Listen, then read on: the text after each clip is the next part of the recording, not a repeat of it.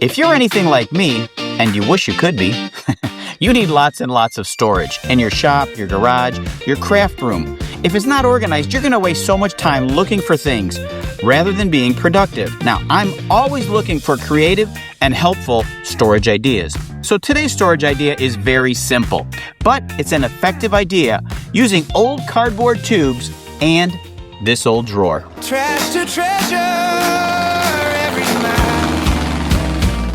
This idea is so simple, and I'm not the first one to think of it. However, I will be the one who does it the best. These tubes go in here, and then they're going to get secured. And you can use these to store anything that will fit.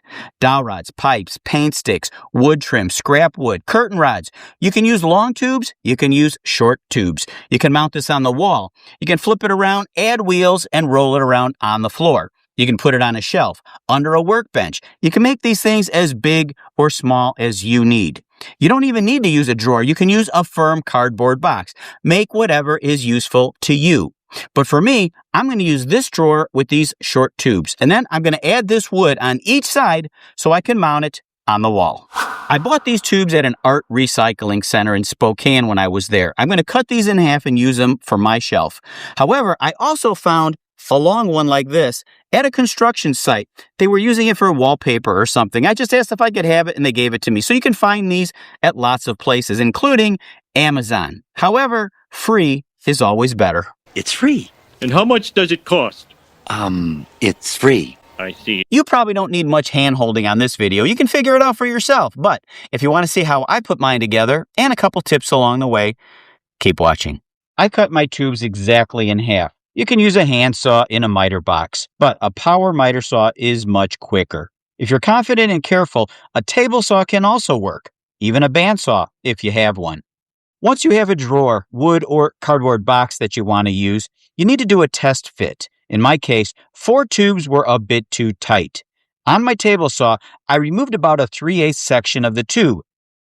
This allowed the 4 vertical tubes to fit snugly. Then I had to figure out the horizontal row. In order to get the 7 tubes to fit tightly, I cut a bit more out of the tubes. There are other ways to get them to fit, but my goal was to use 28 tubes, 4 rows of 7 tubes each. To cut out a length on some of the tubes, I used a table saw. I lowered the blade to the minimum height and held the tube firmly.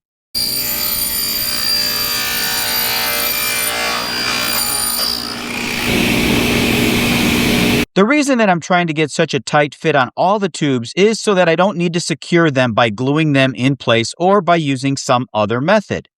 They are force fit, so they're going to stay in place extremely tight. I did have an extra length of tube, so I decided to add it to the top, and I screwed it in place on each end. In order to mount this to the wall, I'll add a 2x2 to each side. Tube it up, tube it up. Make a little place. Tube it up for every tiny thing you save. Cardboard halls, hold it all, hold it all, hold it all. Tube it up and clear the clutter away.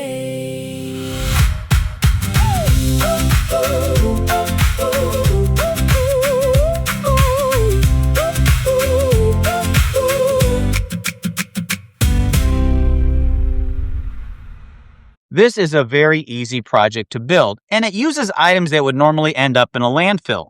Tubes of any size can be a great resource for repurposing. Sometimes I even use a toilet paper tube like this to keep power cords in check. And that's it. Thanks for watching. Now, go be creative.